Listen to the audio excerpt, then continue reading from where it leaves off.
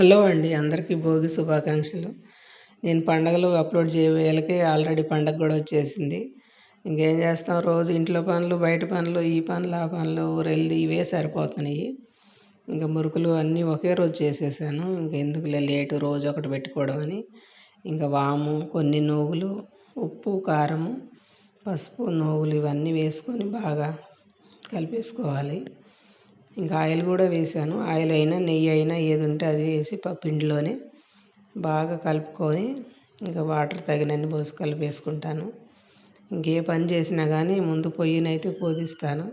ఇంకా పండగ స్టార్ట్ చేస్తున్నాం కదా, అంతా బాగా జరగాలి అని.